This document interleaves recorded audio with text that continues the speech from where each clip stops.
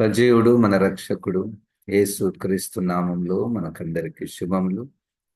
దేవుడు మనల్ని ప్రేమించి నూతన దినాన్ని అనుగ్రహించాడు. దేవునికి వందనాలు. కీర్తనల గ్రంథము 33వ కీర్తన 21వ వచనాన్ని ఈరోజు ధ్యానం మనం చేసుకుందాము. కీర్తనలు 33:21. మన ప్రాణము యెహోవా కొరకు కనిపెట్టుకొనుచున్నది, ఆయనే మనకు సహాయమును మనకు కేడమునై ఉన్నాడు. My soul waits upon the Lord. ప్రాణము యెహోవా కొరకు కనిపెట్టుకొనుచున్నది అంటే నా జీవము యెహోవా కొరకు కనిపెట్టుకొనుచున్నది. ఈ కనిపెట్టుట అన్న మాటలో ఏముంది అంటే, మనకు కనిపెట్టుట అన్న మాటలో జవాబు కొరకు కనిపెట్టుట, ఫలితము కొరకు కనిపెట్టుట, సహాయము కొరకు కనిపెట్టుట, ఇవన్నీ ఆ పదంలో ఉన్నాయి. మనం మాట్లాడుతున్న సమయానికి నీవు దేని కొరకు కనిపెట్టుచున్నావు, నేను దేని కొరకు కనిపెట్టుచున్నాను. ఒక్కొక్కరికి ఒక్కొక్క భౌతికముగా, కొన్ని ఆత్మీయంగా, కొన్ని భౌతికముగా మనకు బాగా తెలుసు కనిపెట్టుట. ఒక ఉద్యోగం కొరకు, నా భర్త లేదా నా భార్య ఉద్యోగం కొరకు కనిపెట్టుట, లేదా కొంతమంది రిజల్ట్స్ కొరకు ప్రార్థన చేయండి అంటే రిజల్ట్ ఎప్పుడు వస్తుంది, ఎలాగొస్తుంది, లేదా వివాహము కొరకు కనిపెట్టుట, ఎప్పుడు నా కుమార్తెకు నా కుమారునికి వివాహం అవుతుంది, లేదా ఇంకొక దానికి గృహం కొరకు, ఎవరైనా రావాలనుకుంటే వారి కొరకు మనము కనిపెడుతుంటాము. అది భూ సంబంధమైనటువంటి విషయాలు, అది సర్వసాధారణము, అది తప్పు ఏం కాదు. అది మానవ స్వభావము. కనిపెట్టుట, ఎదురు చూచుట, వేచి ఉండుట, నిరీక్షణ కలిగి ఉండుట. ఇప్పుడు మన ప్రాణము అంటే నేను కనిపెట్టుట అన్నది ఒకటి ఎత్తు, నా నా ప్రాణము కనిపెట్టుట అంటే ఇక మొత్తము ఒకదాని మీదనే దృష్టి ఉంచి ఎప్పుడు దాని కొరకే, ఎప్పుడవుతుందో అన్నటువంటి ఆ మనస్సు. తప్పిపోయినటువంటి కుమారుని కొరకు తండ్రి కనిపెట్టుట. ప్రాణము యెహోవా కొరకు కనిపెట్టుట అంటే ఇక్కడ పర సంబంధమైనటువంటి లేదా ఆత్మ సంబంధమైనటువంటి కనిపెట్టుట. యెహోవా కొరకు కనిపెట్టుట ఏంటి? ఆ యెహోవా అన్నటువంటి ఆ స్థానంలో ఏదైనా మన ఒక మనిషిని పెట్టి లేదా ఒక రిజల్ట్ని పెట్టి జవాబు పెట్టి అది సరిపోదు. యెహోవా కొరకు కనిపెట్టుట అంటే అసలు దేని కొరకు మనము దేవుని దగ్గర ఎదురు చూస్తాము, వేచి ఉంటాము? మంచి ప్రశ్ననే ఇది. ప్రస్తుతము నేను దే విషయంలో యెహోవా కొరకు కనిపెట్టుచున్నాను. యెహోవా కార్యం చేస్తాడని ఆయన మీద భారం వేయటం. ఈ కనిపెట్టుటలో మనం వేచి ఉండటంలో ఒక రకమైనటువంటి బలము. చూడండి, మనకు చాలా సుపరిచితమైనటువంటి వాక్యము యెషయా గ్రంథము 40వ అధ్యాయము 30-31. యెషయా గ్రంథము 40వ అధ్యాయము 30 వచనము, 31 వచనము. బాలురు సొమ్మసిల్లుదురు, అలయుదురు, యవనస్తులు తప్పక తొట్టిల్లుదురు. అయితే యెహోవా కొరకు ఎదురు చూచువారు నూతన బలము పొందుదురు. వారు పక్షిరాజు వలె రెక్కలు చాపి పైకి ఎగురుదురు. అలయక పరుగెత్తుదురు, సొమ్మసిల్లక నడిచిపోవుదురు. 30వ వచనంలో ఒక ఫలితము, అంటే యెహోవా కొరకు కనిపెట్టకుంటే ఏమవుతుంది? యెహోవా సహాయము కొరకు కనిపెట్టకుంటే ఏమవుతుంది? ఎప్పుడు యెహోవా ఆయన నాకు నా ప్రశ్నకు జవాబు ఇస్తాడు అన్నటువంటిది అది లేకపోతే అలసిపోవుట, సొమ్మసిల్లుట, తొట్రిల్లుట జరుగుతుంది. ఎందుకంటే పర్ఫెక్ట్ జవాబు మనకు ఆయన నుండే వస్తుంది కాబట్టి, పర్ఫెక్ట్ ఫలితం ఆయన నుండే వస్తుంది కాబట్టి, యెహోవా కొరకు కనిపెట్టువారు నూతన బలము పొందుదురు. నూతన బలము పొందుదురు, పైకి ఎగురుదురు, అలయరు, సొమ్మసిల్లక నడిచిపోవుదురు. దేవుని స్తోత్రం, హల్లెలూయా. ఈ కార్యము నీ జీవితంలో, నా జీవితంలో జరిగి ఉండవచ్చు. అది మన అనుభవం. అది మన అనుభవం. ఇంకొక మాటలో 1 పేతురు పత్రిక 5వ అధ్యాయము 7వ వాక్యము, ఆయన మిమ్మును గూర్చి చింతించుచున్నాడు గనుక మీ చింత యావత్తును ఆయన మీద వేయుడి. 5వ అధ్యాయము 7వ వచనం, ఆయన మిమ్మును గూర్చి చింతించుచున్నాడు గనుక మీ చింత యావత్తు ఆయన మీద వేయుడి. నిబ్బరమైన బుద్ధి గలవారై మెలకువగా ఉండుడి. మీ విరోధి అయిన అపవాది గర్జించు సింహం వలె ఎవరిని మృంగుదునని వెదకుచు తిరుగుచున్నాడు. ఇదా మీ చింత? ఈ గర్జించు సింహము వలె భయపెట్టే విషయాలు, శోధించేటటువంటి విషయాలు ఆ చింత అయితే, ఆ చింతను యేసు ప్రభు మీద వేయుట, ఆయన కొరకు కనిపెట్టుట, ఆయన సహాయము కొరకు కనిపెట్టుట, ప్రాణముతో కనిపెట్టుట. అంటే మన శక్తినంతా కూడగట్టుకొని ఇక నాకు వేరే దిక్కు లేదు, ఈ యేసుక్రీస్తు మీదనే నా నమ్మిక అని ఆయన కొరకు కనిపెట్టుట, ఆయన మీద విశ్వాసం ఉంచు.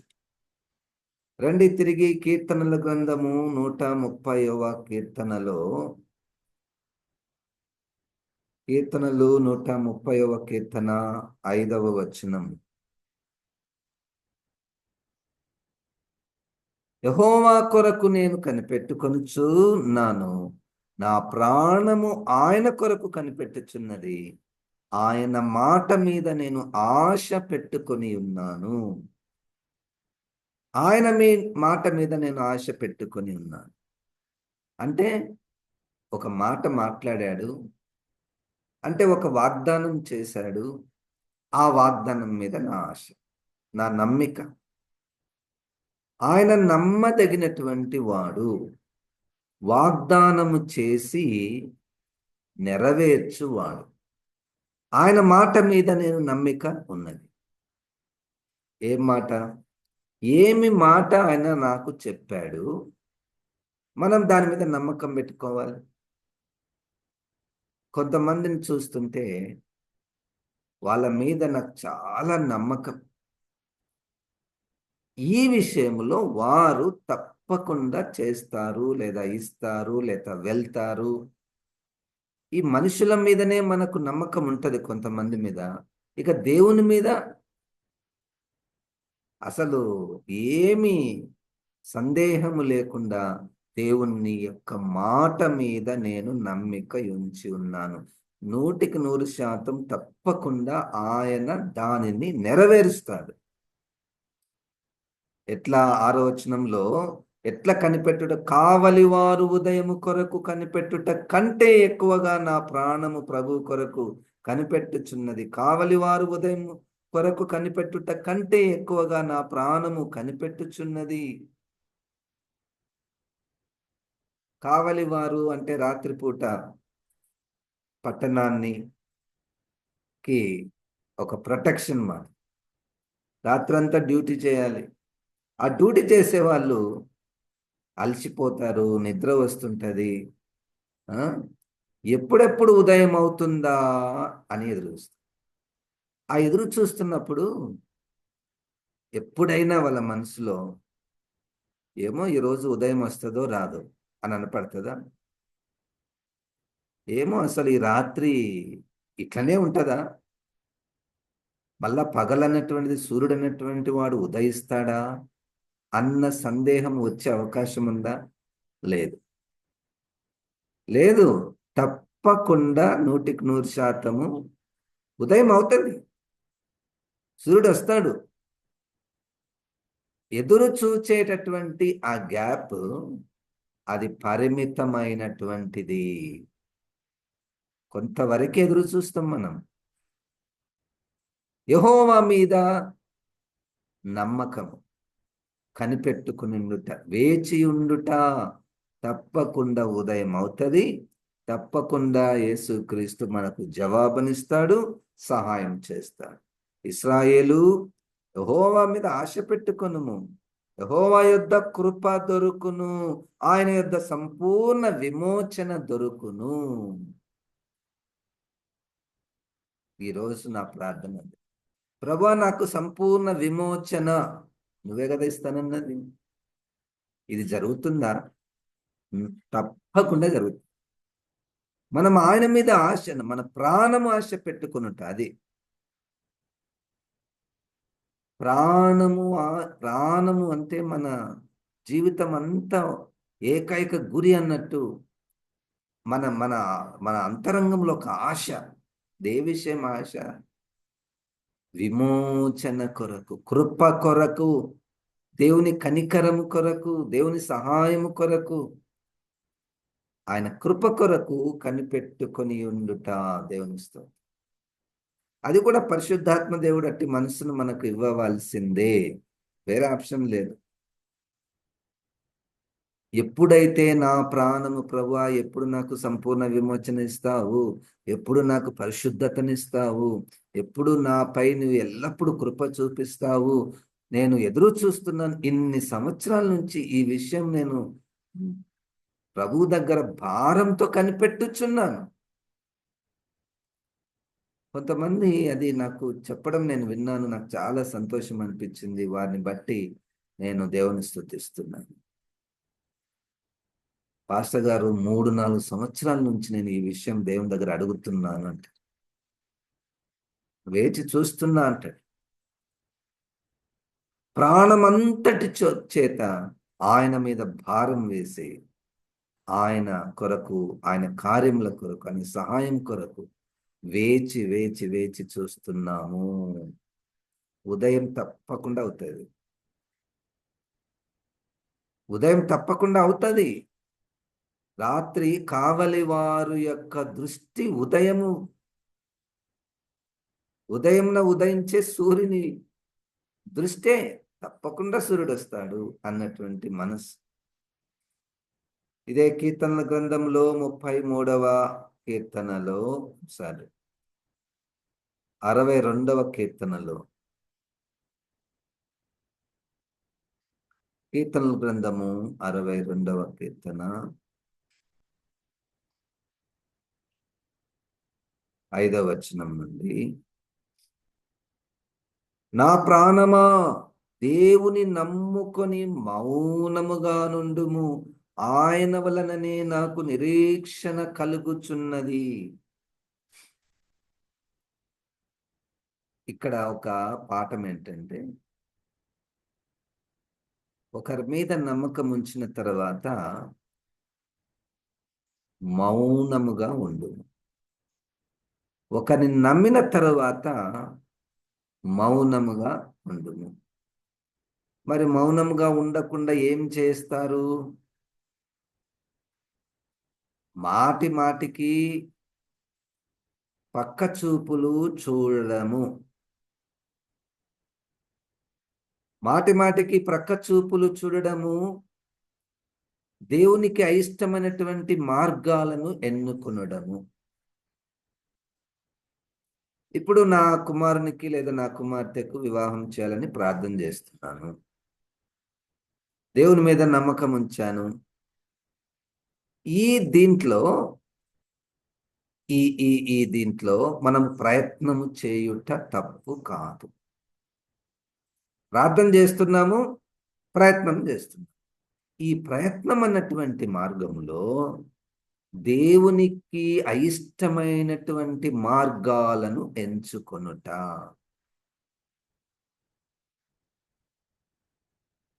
దేవునికి అయిష్టమైనటువంటి మార్గాలను ఎన్నుకొనుట అంటే, ఒక ఆయన అన్నాడు, తన కుమార్తెకు వివాహం చేయడంలో ఒక నిర్ణయం తీసుకున్నాడు. ప్రార్థన చేస్తున్నారు.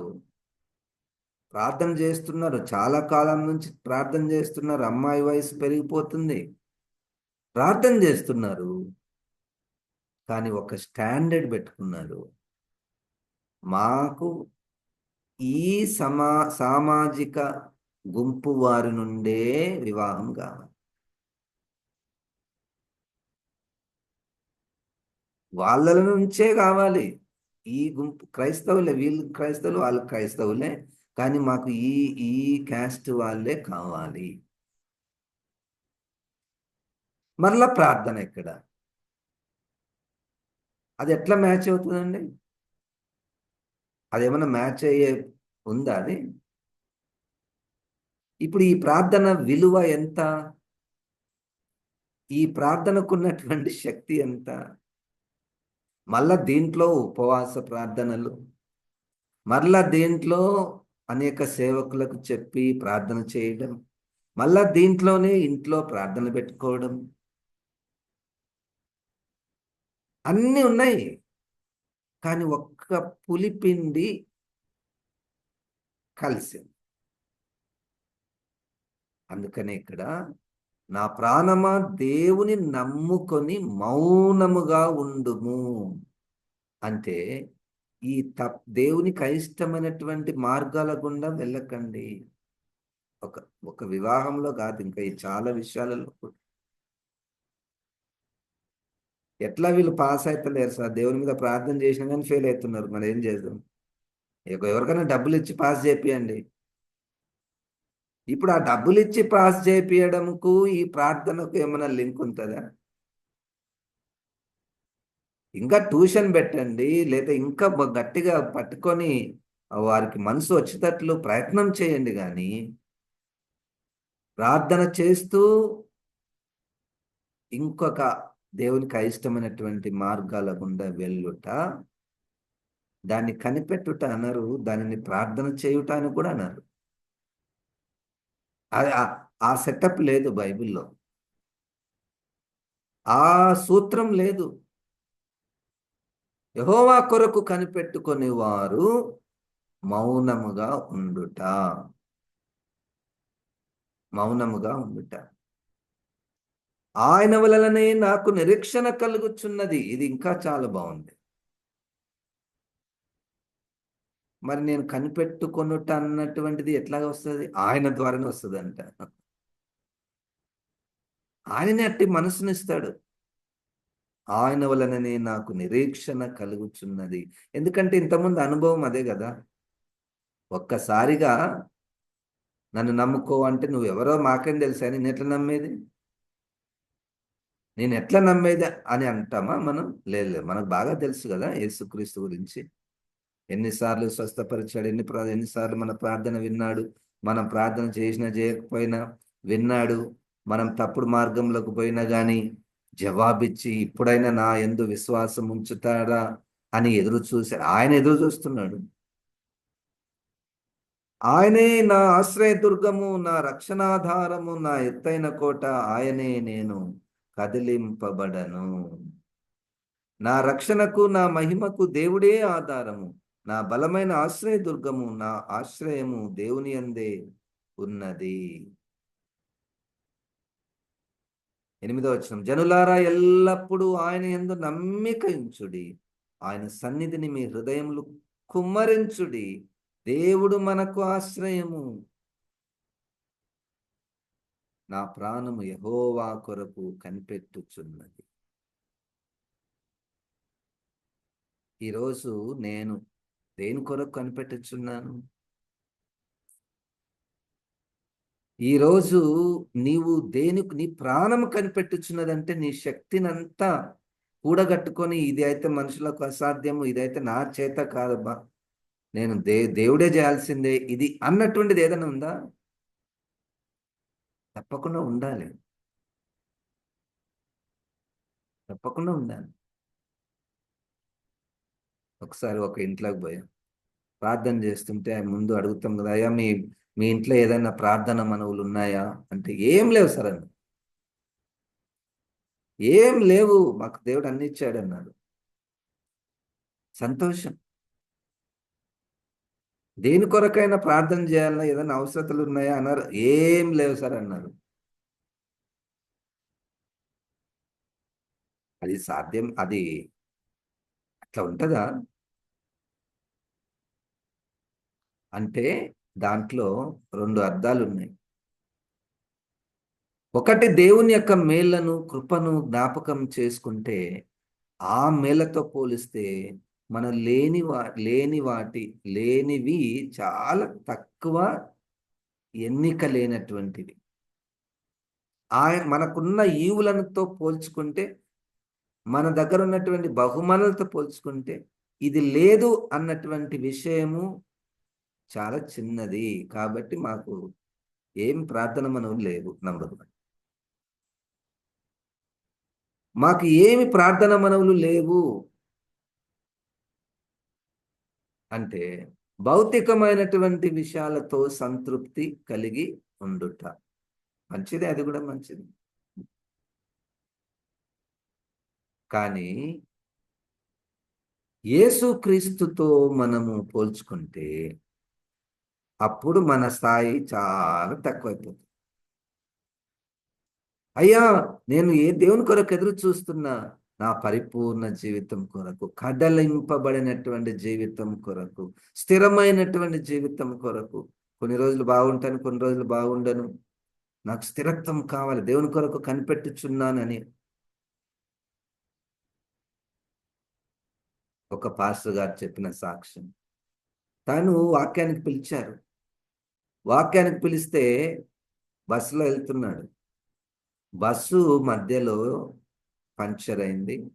అందరు దిగారు. ఆయనకు ఒక ఆలోచన వచ్చింది. ఏడుస్తున్నాడంట. ఎందుకు ఏడుస్తున్నావు అని తనను తాను అడుక్కొని సాక్ష్యం చెప్పాడు. ప్రభువా, నేను వెళ్ళబోయే దగ్గరికి అక్కడ ఏ వాక్యం చెప్పాలో నాకు ఇంకా నీ స్వరం వినపడలేదు. దాని కొరకు ఎదురు చూస్తున్నాడంట. అటు ఇటు తిరుగుతున్నాడంట. ప్రభువా, నాకు నీ వాక్యం రాలేదు, వాక్యం రాలేదు. యెహోవా కొరకు నా ప్రాణం యెహోవా కొరకు కనిపెట్టుచున్నది. వాక్యము కొరకు కనిపెట్టుట. నా సొంత బుద్ధి జ్ఞానములతో పోయి చెప్పితే చెప్పాలా? అది సరైనటువంటిదేనా? అదేమైనా మ్యాచ్ అవుతుందా? వాక్యం చెప్పక మునుపు ప్రభువు దగ్గర కనిపెట్టుట, నా ప్రాణం అంతటితో కనిపెట్టుట. ప్రభు, నాకు నాకు రాలేదు, ఆ సందేశం రాలేదు, నీ స్వరము వినపడలేదు అన్నటువంటిది ఏదైనా జరుగుతుందా?